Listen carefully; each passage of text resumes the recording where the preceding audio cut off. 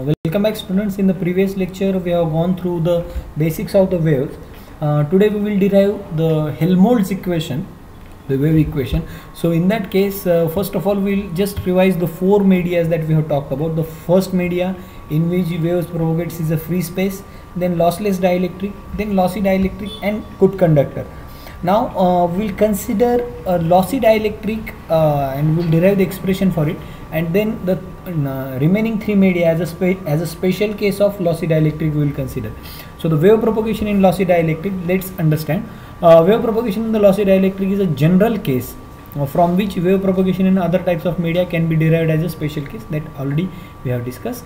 Lossy dielectric is a medium in which EM wave loses a power as it propagates due to poor conduction.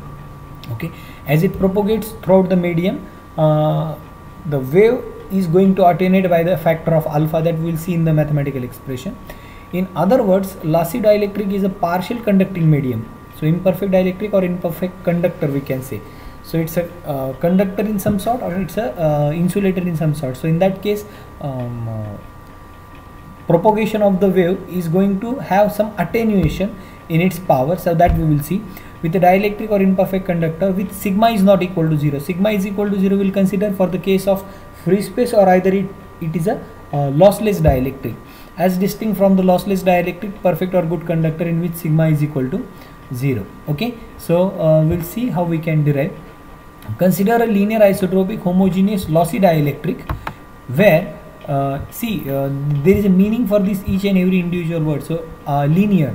So linear means there is no abrupt composition of the material where properties are going to change. Isotropic, so it's made up of single material, homogeneous in which all the atoms are equally spaced, and it's a lossy dielectric where the charge, it's a charge free, so rho v is equal to 0. So let's write the Maxwell's equations for the time varying form and phasor notation. So we can write this as del dot Es.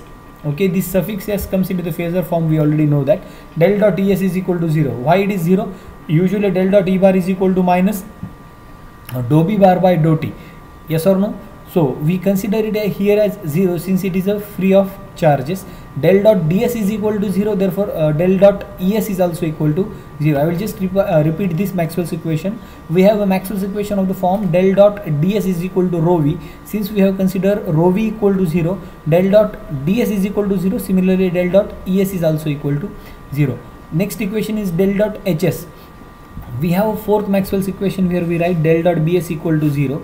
So if bs is equal to 0, we can represent hs is also equal to 0. So we will call this as equation number 2. The third Maxwell's equation we can write del cross es. What is second Maxwell's equation? If you do remember, del cross E bar is equal to minus dou B bar by dou T, or minus daba B bar by daba T. So we can replace dou by dou T by minus j omega, and h we can replace by hs, and B bar can be replaced as mu h bar. So minus j omega mu hs, this will be the third Maxwell's equation. You can just write those Maxwell's equation and just go through it. You have just replace E bar, D bar by epsilon E bar, and B bar by mu h bar. So that's it. This is the already things which we have covered in the unit number 4. Then del cross hs, as we have two terms in that, it is J bar plus JD bar, that is JC bar plus JD bar, conduction current density and displacement current density. We know that JC bar can be written as sigma E bar, so sigma ES first term, and second term is dou D bar by dou T. D bar can be written as epsilon E bar, so J omega epsilon into ES bar. So this is equation number 4. So all these 4 Maxwell's equations are written. We are now going to apply certain mathematical expression on these 4 Maxwell's equation in order to get a wave propagation equation, or which also called as a Helmholtz equation. Okay, so taking curl on both sides of equation number 1. So if we can take this equation number 3 and we'll take a curl by del cross Es bar, so we'll get minus j omega mu del cross hs bar, and we are going to put the value of del cross hs bar from equation number 4 into equation number 5. So taking curl on both sides of equation number 3, it might not be visible to you, so it is equation number 3 that we will do. And del cross Es is equal to minus j omega mu del cross hs. Already we have the expression for del cross hs from equation number 4. We'll put here. So, and applying a vector identity, del cross es is del into del dot es minus del into del es. So it is del square es is equal to minus j omega mu sigma plus j omega epsilon es. We have just put the value of del cross Hs from equation number 4 here, by equation number 4, and see divergence. So this del dot del Es is going to be 0 since it is a, what's it? It's a this term will tend to 0 since it is a curl of a divergence. Curl of a divergence, we already say CD equal to 0. So del square Es, so this term will tend to 0. I will just put it here. So this term will tend to 0. So I am only left with minus del square Es equal to minus j omega mu.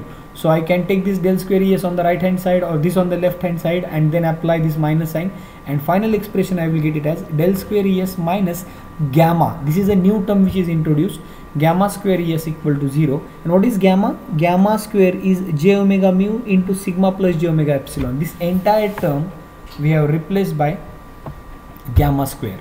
Okay, so gamma square is corresponds to this. So gamma equal to square root of j omega mu into into sigma plus j omega epsilon. So we will see that. So gamma square is j omega mu into sigma plus j omega epsilon, and gamma is called propagation constant of a wave. You just apply vector identity, try to find it out, and finally we got this as expression as del square Es minus gamma square Es is equal to 0, where Es is a phasor form of electric field intensity. You can apply the same notation, and where gamma is called propagation constant, which is its unit is per meter, okay, or meter inverse of the medium. It can be shown that for H bar field also, if I want to write the same equation for H bar field, I will get del square Hs minus gamma square Hs is equal to 0. Earlier it was del square Es minus gamma square Es equal to 0. So it is equally applicable for any of the 4 fields you take. But we are right now considering field intensities, either electric field intensity or magnetic field intensity. So del square Es minus gamma square is equal to 0, and del square Hs minus gamma square Hs is equal to 0. So equation number 6 and 8 are known as homogeneous vector